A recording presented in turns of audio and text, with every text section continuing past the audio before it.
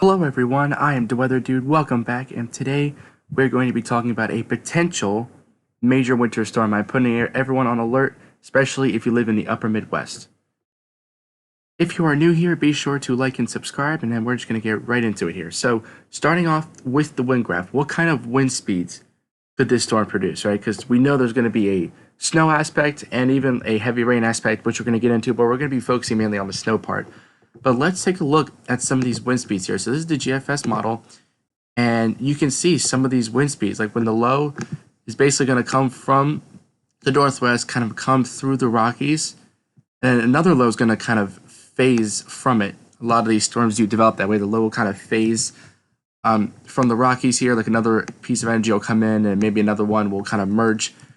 And you can see the low pressure right here, and some strong winds coming out of the south here. You can see those lines of equal pressure are definitely close together, and wind speeds could be topping 50 miles an hour here, especially in Kansas. These wind gusts could be topping 50 miles an hour, and we're going to see that here as the low continues to move to the north and east, right?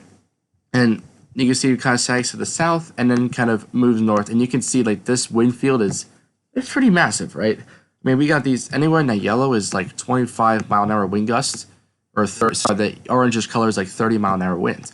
That doesn't sound like much, but especially if you have like snow or rain, that's definitely enough to like blow it around and not make it easy for people to see.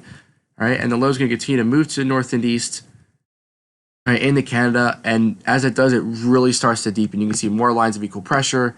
Pressure starts deepening once again, and you can see some, especially on the back side. This is where we can have some of the snow here across the upper Midwest, and those winds, they are going to be howling. Right, again, 43, 44-mile-an-hour gusts, but they will only get stronger. Watch as the low continues to deepen. I think this is where we're going to have our highest winds, right in here, about closer to 45 to 50 miles an hour over these areas. So very high winds are expected. And we're going to get into the models, of course. I want to show you real quick the surface front map, so you can kind of see the low kind of merge into, or move into, excuse me, the upper Midwest. So you can see it in the Pacific Northwest, and now it's merging.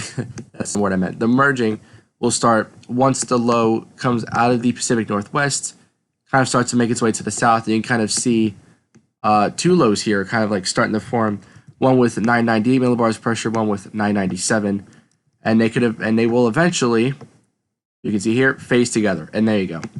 They kind of phase into this low pressure, kind of like over around like North Platte, Nebraska, and you can already see the snow that's going to be in place across the Rockies, like Montana, Idaho, Wyoming, and even some mix, of course, and also an interesting storm, nothing tropical, but definitely a low pressure system down there in the southeast.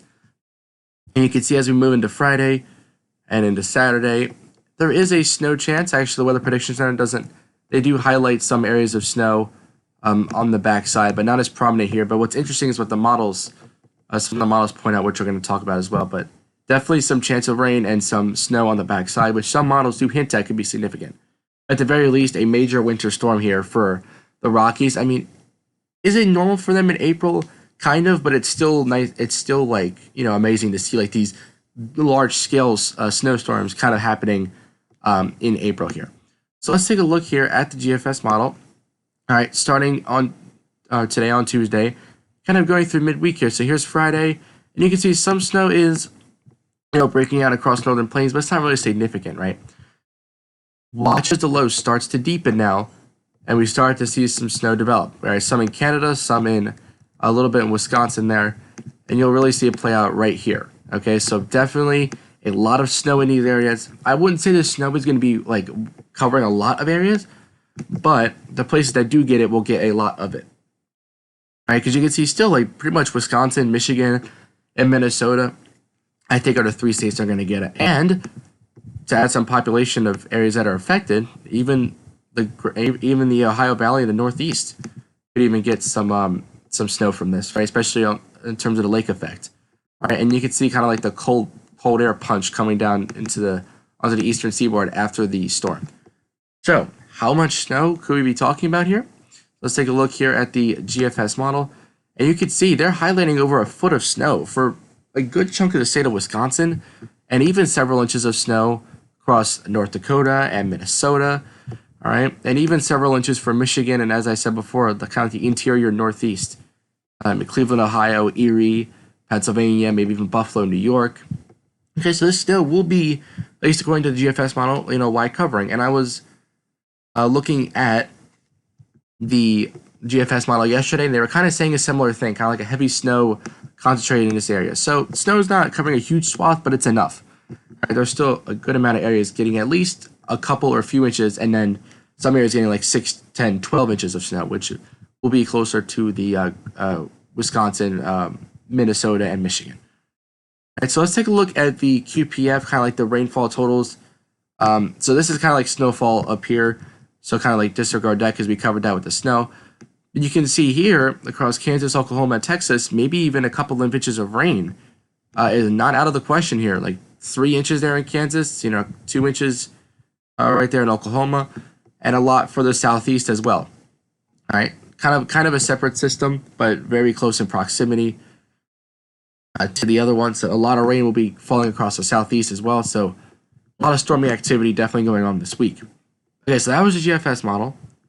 All right, let's take a look now at the Canadian. So the Canadian model, again, here's a storm you can kind of see on the left side of your screen coming out of the northwest, tracking its way across the plains here. All right, and you can see as it starts to deepen, some snow, but not much, all right? But we're going to keep playing here, and also you got to keep in mind, it is like, this is mid-April, so the fact that we're seeing this, I mean, even for the Rockies, it's a little bit more normal than in the northern plains. Like, it still gets snow in April here, but it's still quite a wonder. All right, and you can see as the low starts to deepen, all right, you can start to see some snow breaking out. Again, is it covering a huge landmass? Not necessarily, but there is still some snow to be had. And remember, this is just one model out of the 3 that we have. Right, we're also be looking at the European model as well. But the reason I'm really keeping an eye on this is just kind of like the deepening and like the rotating you can see the low doing. I mean, the GFS and the Canadian both show it. And when you see that, especially in the winter months and even early spring months, that can lead to a lot of cold air. You can see cold air being funneled down the northern plains. So the cold air will be coming in. The question is it in time and is it enough? I think those are the 2 questions that need to be answered. Because the low pressure drops below 1,000 millibars. You can see tightening in the low. You can see kind of like a cold pocket that we have up in here. So, and of course, we also have the high pressure, right? Which is also helping to bring in that cold air. Right? Along with our low pressure kind of funneling in cold air on the backside. So I think if the cold air comes through, there could be more snow than meets the eye with some of these models. Is it going to be a complete whiteout blizzard for a wide swath? Not necessarily. Right, but I would definitely keep an eye, especially if you're in the northern plains. This is why I want to put this alert out here because we've kind of seen this before. It doesn't seem like much. Low deepens and we get some snow. So I'm putting out an alert here for the northern plains, even the Great Lakes and interior northeast. So let's take a look now at the snowfall totals with the Canadian model.